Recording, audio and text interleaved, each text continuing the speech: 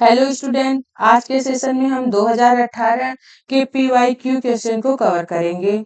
पिछले सेशन में हम 2019 और 2021 के PYQ क्वेश्चन को कवर कर चुके हैं।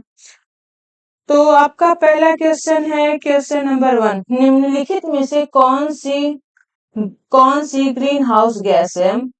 तो option A argon, option B nitrogen, option C carbon dioxide, option D oxygen.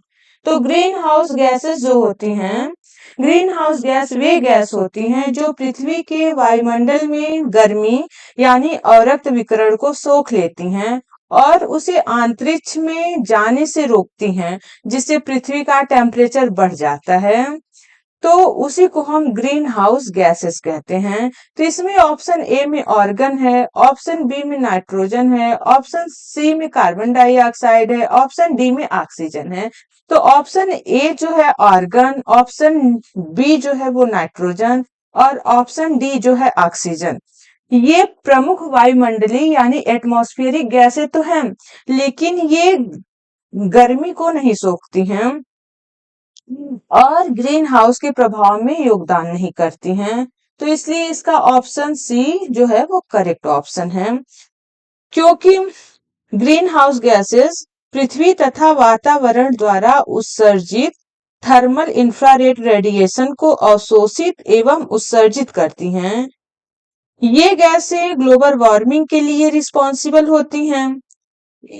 प्रमुख ग्रीन हाउस गैसेस जो हैं वो carbon dioxide, H2O, N2O, CH4O3, ये ग्रीन हाउस मेन गैसेस हैं। तो इसका correct option number C, carbon dioxide. Question number 2। अब आपका क्वेश्चन नंबर 2 है वास्तविक फल उत्पन्न होते हैं। ऑप्शन ए अंडाशय से, ऑप्शन बी थैलमस से, ऑप्शन सी पंखुड़ी से, ऑप्शन डी बाह्यदल से। तो जो आपका है ऑप्शन बी थैलमस, थैलमस से जो है वो विकसित होने वाले फलों को आभासी फल या नकली फल कहते हैं। जैसे सेब, स्ट्रॉबेरी इत्यादि, ये जो फल होते हैं ये थैलमस से होते हैं। बाकी आपका ऑप्शन नंबर सी पंखुड़ी, ऑप्शन नंबर डी बाह्यदल। जो पंखुड़ी और बाह्यदल होते हैं ये आमतौर पर फल के विकास में भाग नहीं लेते हैं। फिर उसके बाद आया आपका ऑप्शन ए अंडाशय से। अंडाशय जो है यह वह फल होते हैं जो फर्टिलाइजेशन के बाद फूल के केवल परिपक्व अंडाशय से विकसित होते हैं। इस प्रक्रिया में अंडाशय यानी ओवरी की दीवार फल की दीवार यानी पेरिकार्प में बदल जाती है और ओवरी के अंदर के बीजांड बीज बन जाते हैं, जैसे आम, नारियल, अंगूर, टमाटर और नींबू वास्तविक फलों के उदाहरण हैं। तो इसमें आपका करेक्ट ऑप्शन नंबर ए अंडाशय। फिर नेक्स्ट क्वेश्चन नंबर 3, सरसों। ऑप्शन नंबर 3, ऐसा पादप जो बीज की अपेक्षा बीजाणु के माध्यम से प्रजनन करता है, यानी ऐसा प्लांट जो बीज की अपेक्षा स्पोर के माध्यम से प्रजनन करता है। तो इसमें ऑप्शन ए सरसों, ऑप्शन बी धनिया, option C fern, option D petunia. तो इसमें ऑप्शन ए जो सरसों है, सरसों मस्टर्ड, यह एक आवृतबीजी यानी एंजियोस्पर्म पौधा है जो बीजों यानी सीड के माध्यम से प्रजनन करता है। फिर ऑप्शन बी धनिया, धनिया जो है यह भी बीजों के माध्यम से उगता है। पेटूनिया, यह भी एक फूल वाला पौधा है जो बीजों के माध्यम से प्रजनन करता है। फिर आपका आ गया ऑप्शन सी फर्न। फर्न जो होता है वह एक टेरिडोफाइट समूह का पौधा है। यह फूल नहीं देते हैं, न ही ये बीज पैदा करते हैं। फर्न में प्रजनन मुख्य रूप से पत्तियों के नीचे स्थित बीजाणु यानी स्पोर के माध्यम से होता है। जब ये बीजाणु नम जमीन पर गिरते हैं तो वे नए फर्न के रूप में विकसित होते हैं, तो इसे हम फर्न कहते हैं। तो आपका ऑप्शन नंबर सी जो है वो करेक्ट ऑप्शन है, फर्न। फिर उसके बाद आपका क्वेश्चन नंबर 4, डीएनए के कोडिंग सेगमेंट को कहा जाता है। डीएनए के कोडिंग सेगमेंट जो होते हैं वो दो टाइप के होते हैं।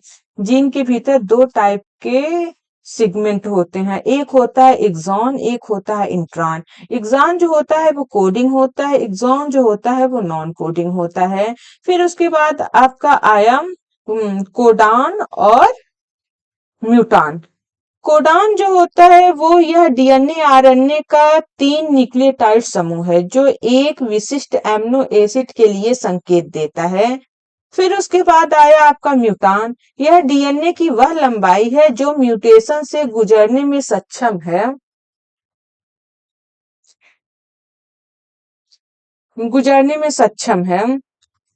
फिर इसका करेक्ट ऑप्शन जो है ऑप्शन डी एक्सॉन। एक्सॉन जो है वो डीएनए का कोडिंग सेगमेंट कहा जाता है। फिर आपका हो गया ये क्वेश्चन नंबर 4 कंप्लीट। अब question number 5। Question number 5 question number 5 जो है पौधों में प्रोटीन संश्लेषण के लिए अनिवार्य तत्व है। Option A magnesium, option B copper, option C nitrogen, option D लौ। तो इसका जो करेक्ट ऑप्शन है वो है option D C nitrogen. Nitrogen जो होता है ये पौधों में प्रोटीन संश्लेषण के लिए अनिवार्य तत्व होता है। यह एक मैक्रोन्यूट्रिएंट है, दीर्घ पोषक तत्व है। फिर आपका नेक्स्ट क्वेश्चन जो है क्वेश्चन 6, निम्नलिखित में से कौन सा गैर संचारी रोग नहीं है। निम्नलिखित में से कौन सा गैर संचारी रोग नहीं है। तो जो गैर संचारी यानी नॉन कम्युनिकेबल डिजीज होते हैं एनसीडीएस, वे रोग हैं जो एक व्यक्ति से दूसरे व्यक्ति में नहीं फैलते और आमतौर पे दीर्घकालिक होते हैं। जैसे ऑप्शन ए में क्या है, रिकेट्स। रिकेट्स जो है यह विटामिन डी, कैल्शियम या फास्फोरस की कमी से होने वाला रोग है जिसे गैर संचारी कहते हैं। हाइपरटेंशन। हाइपरटेंशन यह उच्च रक्तचाप की स्थिति है जो जीवन शैली और आनुवंशिक कारकों के कारण होती है, इसे गैर संचारी कहते हैं। फिर आ गया आपका ऑप्शन सी आर्थराइटिस। अर्थराइटिस है यह जोड़ों में सूजन या दर्द की समस्या करता है, इसे भी गैर संचारी कहते हैं। लेकिन आपका ऑप्शन डी जो कालरा है वो करेक्ट ऑप्शन है। कालरा जो होता है यह एक कम्युनिकेबल रोग है, ना कि गैर संचारी है। यह विब्रियो कॉलेरी नामक बैक्टीरिया के कारण होता है। यह दूषित पानी के सेवन से तेजी से एक व्यक्ति से दूसरे व्यक्ति में फैलता है। फिर आ गया आपका क्वेश्चन नंबर 7, पेनिसिलिन प्रतिजैविक दवाएं प्राप्त होती हैं। पेनिसिलिन प्रतिजैविक दवाएं प्राप्त होती हैं। तो पेनिसिलिन दुनिया की पहली एंटीबायोटिक है। अलेक्जेंडर फ्लेमिंग ने 1928 में खोजा था। यह पेनिसिलियम नोटेटम या पेनिसिलियम क्राइसोजेनम नामक फंगस से प्राप्त होता है। तो इसमें ऑप्शन ए है जीवाणु से, ऑप्शन बी है फफूंद से, ऑप्शन सी है शैवाल से, ऑप्शन डी है नील हरी शैवाल से।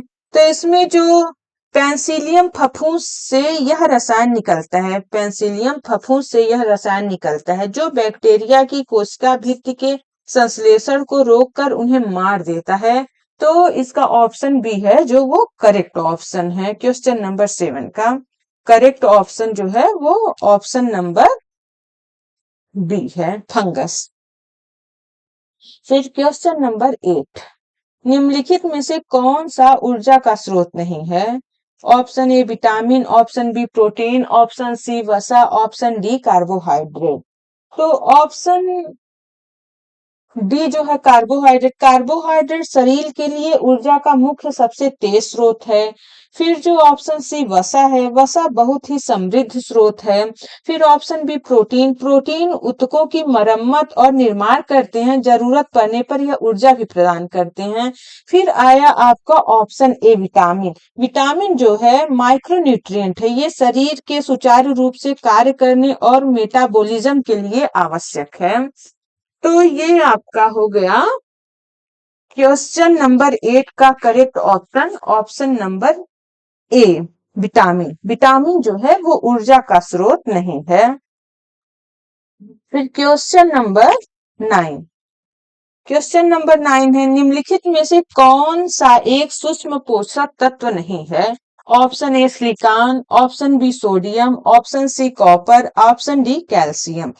तो पौधों के पोषण के लिए आवश्यक तत्वों को उनकी आवश्यकता की मात्रा के आधार पर दो श्रेणियों में बांटा गया। एक है मैक्रोन्यूट्रिएंट, दूसरा है माइक्रो। तो जो मैक्रोन्यूट्रिएंट है वो carbon dioxide, oxygen, nitrogen, hydrogen, phosphorus, potassium, sulphur, calcium, magnesium etcetera. और जो माइक्रोन्यूट्रिएंट है वो है copper, iron, magnesium, molybdenum, zinc, boron, chlorine, nickel.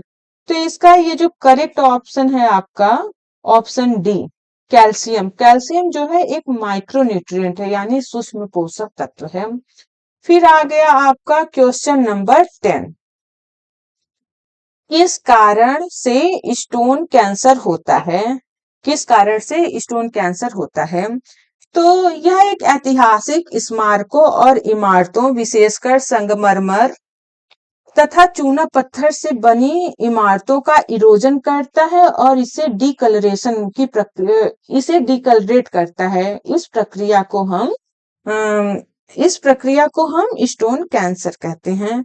तो इसमें जब एटमॉस्फेयर में सल्फर डाइऑक्साइड, नाइट्रस ऑक्साइड जैसे पॉल्यूटेड एयर जो होती हैं, मॉइस्चर के साथ मिलकर सल्फ्यूरिक एसिड और नाइट्रिक एसिड बनाती हैं, तो वे एसिड रेन के रूप में अर्थ पे गिरती हैं, जिसको हम अम्ल वर्षा कहते हैं। और जब यह एसिड रेन संगमरमर कैल्शियम कार्बोनेट के साथ प्रक्रिया करता है और कैल्शियम सल्फेट यानी जिप्सम में बदल जाता है, जिप्सम में बदल जाता है तो जिप्सम में जब बदल जाता है तो ये पत्थर का जो रंग है इसे पीला या काला पड़ जाता है और यह कमजोर होकर उखड़ने लगता है। एग्जाम्पल में जैसे ताजमहल का जो रंग है वो पीला, ताजमहल का जो रंग है वो पीला पड़ता जा रहा है। तो ताजमहल के कलर को पीला पड़ने की प्रक्रिया को ही हम स्टोन कैंसर कहते हैं। तो इसका correct option option number A, अम्ल वर्षा। फिर क्वेश्चन नंबर 11। वायु में नाइट्रोजन गैस का प्रतिशत है? Option A 40, option B 78, option C 21.5, option D 3। तो वायु में नाइट्रोजन गैस का प्रतिशत 78% है, ऑप्शन बी। फिर उसके बाद जो इस ऑक्सीजन जो है वो 21% है, आर्गन 0.93% है, कार्बन डाइऑक्साइड 0.04% पाई जाती है। नाइट्रोजन जो होती है वो एक इनर्ट गैस होती है जो वायुमंडल में आग को नियंत्रित करने और जीवन के लिए प्रोटीन के रूप में आवश्यक है। तो इसका correct option option number B. फिर क्वेश्चन नंबर 12। निम्नलिखित में से कौन सा एक प्राकृतिक रेशा नहीं है? ऑप्शन ए कॉटन। कॉटन जो है ये प्राकृतिक रेशा है क्योंकि ये पौधों से प्राप्त होता है। Option B silk. सिल्क जो है ये भी प्राकृतिक रेशा है, ये कीड़ों से प्राप्त होता है। Option D jute. जूट जो है ये पौधों के तनों से प्राप्त होता है, ये भी प्राकृतिक रेशा है। लेकिन जो ऑप्शन सी है एक्रिलिक, एक्रिलिक जो होता है वो पेट्रोलियम आधारित रसायनों से कारखानों में बनाया जाता है, इसलिए यह प्राकृतिक रेशा नहीं है। तो आपका जो ऑप्शन सी है वो करेक्ट ऑप्शन है कि ये प्राकृतिक रेशा नहीं है।